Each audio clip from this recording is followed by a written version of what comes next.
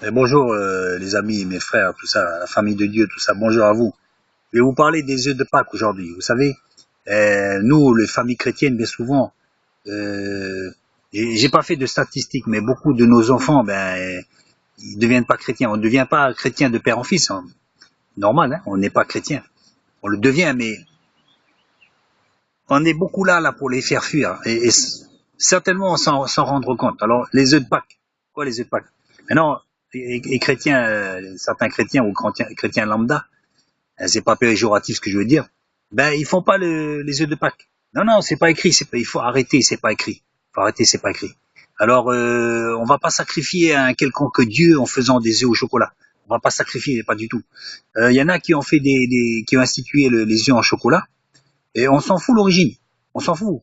Les gosses, ils sont contents. Maintenant, si vous allez leur dire, écoute, c'est Pâques, on va manger debout un agneau grillé au feu, là, et on va manger debout pour commémorer la fuite d'Égypte. Ah bon?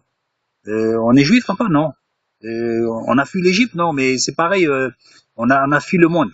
On a fui le monde. Euh, Bah, c'est le meilleur moyen pour les faire fuir, quoi. Il dit, ouais, papa, je l'aime bien, c'est mon père, mais il est un peu bizarre, quoi. Euh, bon, alors c'est vrai, les chrétiens ils vont pas faire cette coutume de manger debout. Ça, c'est pour les juifs, hein. Un agneau grillé au feu, et etc. Nous, on est chrétiens, on fait plus ça. Ça, c'est pour les juifs. Donc nous, qu'est-ce qu'on fait? On fait la Pâque. Ben, on fait la Pâque. Comment on fait la Pâque? Mais il y a rien. Il y a rien. Alors il y en a qui ont inventé les œufs au chocolat. Ben pourquoi pas? Et si vous voulez inventer quelque chose d'autre, ben faites-le. Les œufs, c'est en chocolat. Et en plus, ah, c'est sûr qu'en faisant Pâques avec des œufs en chocolat, c'est sûr que les gosses, ils vont adhérer, quoi. Eh ben voilà, faisons-le. Faisons-le. Donc il faut pas être formaliste. Il faut pas être formaliste. C'est pas écrit dans la Bible. Tout est à inventer, à redéfinir aujourd'hui. La Bible, c'est un modèle. Vous avez bien vu que Jésus a institué d'autres coutumes. Les apôtres, je pense, aussi d'autres coutumes. Et nous aussi, on est contemporains de ce monde d'aujourd'hui et on n'est pas tenu à être figé dans des choses qui étaient valables avant. L'esprit est toujours là, mais à nous à les redéfinir par rapport à ce monde d'aujourd'hui. Vous voyez? On peut très bien faire aussi un agneau en chocolat si vous voulez vraiment être stricto sensus l'agneau. Eh ben on fait un agneau en chocolat ou je sais pas, puis on le cache dans le jardin.